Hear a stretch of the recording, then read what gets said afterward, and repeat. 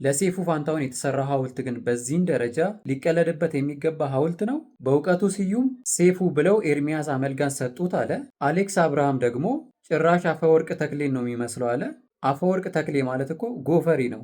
አብዛኛው ሜመር ደግሞ በስንቱ ላይ የሚሰራው ካራክተር ማለትም ገለታን ይመስላል ሲሉ ነበረ።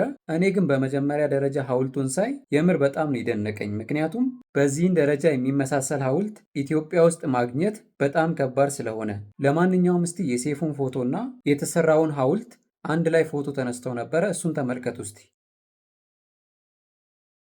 ከዚህ በላይ እንዴት ይሰራል? ቆይ ኢትዮጵያ ውስጥ አፕሪሺየት ማድረግ ከከበዳችሁ፣ ክሬዲት መስጠት ከከበዳችሁ እባካችሁ አትቀልዱ። በዚህን ደረጃ ኢነርጂውን ጊዜውን አባክኖ የሰራውን ሰው እንደዚህ ሲቀለድበት ምን ሊሰማው እንደሚችል አስቡት። ለማንኛውም ይህንን ሐውልት የሰራኸው ሰው በጣም ጀግና ነህ።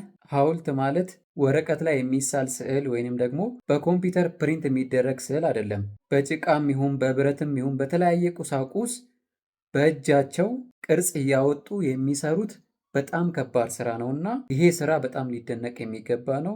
ሴፉ ደግሞ ይገባሃል።